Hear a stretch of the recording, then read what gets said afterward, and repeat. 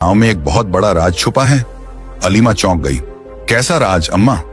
बुजुर्ग औरत ने इधर उधर देखा जैसे किसी की आहट महसूस कर रही हो, फिर धीमी आवाज में बोली, तेरा शौहर जिंदा है। ये सुनते ही अलीमा के पैरों तले जमीन निकल गई। ये आप क्या कह रही हैं अम्मा? ये कैसे मुमकिन है?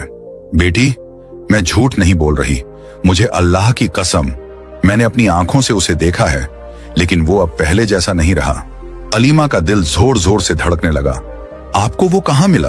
वो कैसा है? बुजुर्ग औरत की आंखों में आंसू आ गए।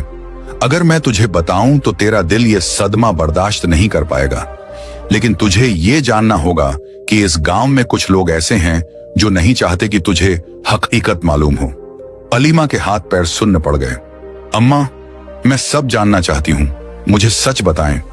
बुजुर्ग औरत ने फिर इधर उधर देखा और धीरे से बोली, तेरा शौहर एक गड्ढे में बदल चुका है। यह सुनकर अलीमा का जिस्म कांप उठा। ये कैसे हो सकता है? बुजुर्ग औरत ने सर झुकाकर कहा, बेटी, ये दुनिया फानी है और इसमें कई राज छुपे हैं। तेरा शौहर एक बड़े गुनाह का शिकार हो गया और अल्लाह के अजाब ने उसे इस हाल में डाल दिया।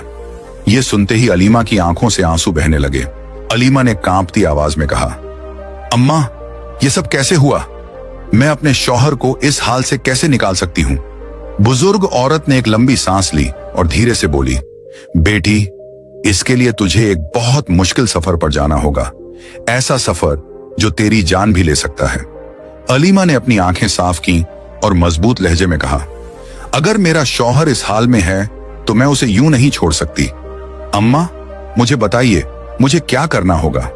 बुजुर्ग औरत ने शफकत से अलीमा के सर पर हाथ रखा और बोली, बेटी, सब कुछ छोड़, तेरी आजमाइश अब शुरू हो चुकी है।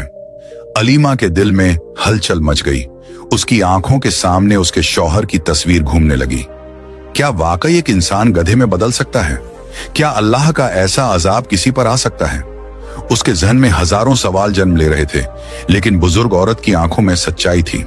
अलीमा ने गहरी सांस ली और कहा, अम्मा, मुझे सच जानना है। अगर मेरा शौहर वाकई इस हालत में है तो मुझे उसे वापस लाने का कोई रास्ता बताइए। बुजुर्ग